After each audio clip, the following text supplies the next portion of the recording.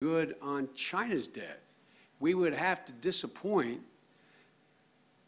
tens of millions of Americans who own 85% of that debt. And just in pure political terms, no politician wants to do that. You're safe.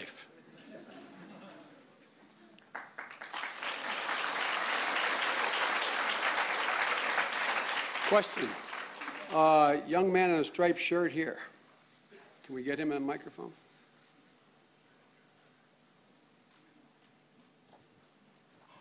Thank you. I see you not just as the Vice President, but a veteran and accomplished public speaker. And Do I look that old? I mean, experienced. So, as is known to all, public speaking, and English public speaking in particular, is getting all the more popular in China. So, my question is twofold. First of all, what role has public speaking played in your life? Because we say that public speaking is the language of leadership. And secondly, what role do you think public speaking will play among our youth, I mean, of the two countries and to our bilateral relations? Thank you very much. Well, that's a very good question. Let me order my thoughts here to make this as brief as I can. A commodity that is worth a lot more than public speaking is sincerity when one speaks. I mean this sincerely now. There are great orators that have come along in the world history who have been charlatans. So the most important thing to look to in a leader's speech is not the elegance or the rhetorical flourish of his or her comments, but the judgment of whether or not you believe they are sincere in what they're saying. Secondly,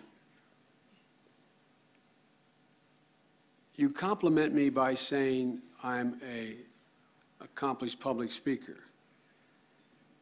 I don't know whether you've had an opportunity to see a movie that has gotten worldwide circulation called The King's Speech. Well, but for the royal blood and the money, that could have been me. I was a serious stutterer when I was in school, as a child, as a high school student, and even into college.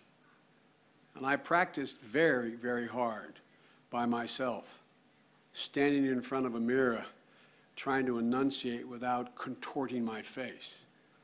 When you think about it, whether it's China or America, the only impediment people feel free to make fun of and humor of is a stutterer. If I had a deformed face, you would not make fun of my face. But if I stood before you and talked to you like that, you do what you're now. You're smiling. And it's offensive. It's offensive. Because it is a serious impediment. When one stutters, people believe they are stupid. People believe they are not worth much. And there's tens of millions of people around the world trapped with a keen mind and a big heart, trapped inside of a body that cannot articulate what they feel. And the reason I bother to mention that to you is to get to the third and most important point.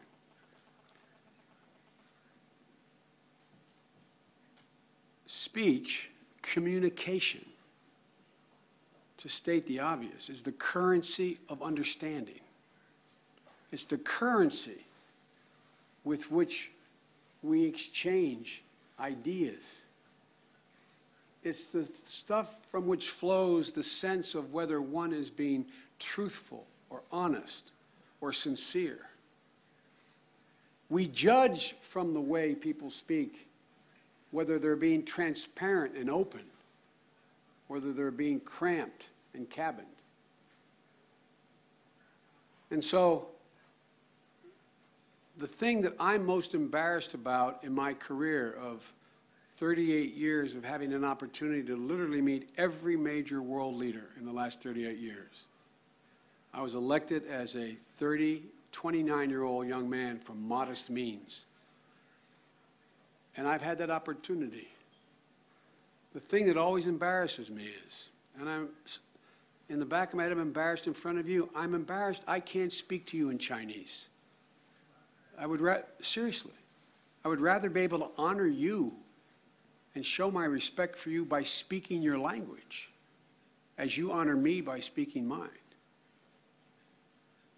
And so, language, the ability not only to master, the ability to put your ideas into words succinctly on a platform, to communicate ideas to your own people, it is even more impressive when you have the capacity to do that and communicate your ideas, especially as future business and political and moral leaders in the world, in the language of the people to whom you're speaking. So I think there is no greater resource that a nation could seek than having a group of people who were able to communicate in the same idiom, the same dialect, the same pattern as the people to whom which they're speaking, because this is all about understanding one another. Let me conclude by saying this. My father was a high school educated man. He never went to a university, and nor did my mother or anyone in my family at that time. But my father was an eloquent, decent man, eloquent and elegant, decent man. My father used to have an expression that maybe is the best way for me to conclude my comments with you all. And I wish I could stay longer. Sincerely wish I could. He used to say, Joe, the only conflict that is worse than one that is intended is one that is unintended.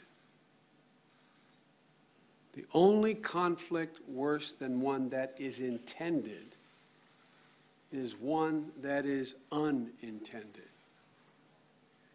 Language, speech, interchange, openness, communication. That is the material that can be used to lessen the possibility of the unintended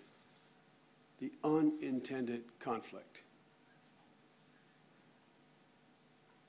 I have great faith in all of you. I mean this sincerely. You're an incredible country and incredible people. And the fact there's 100,000 students here at this great university, the fact that there are millions of Chinese at universities throughout this country, the fact there's 130,000 Chinese nationals speaking, citizens going to American universities, is the stuff of which gives me faith. Believe in yourselves. Believe in yourselves. You have the capacity to do anything anyone in the world has ever done. And the more you do, the better off my granddaughter and my great-granddaughter's generation are going to be. Thank you for the honor of being here. Thank you all very much.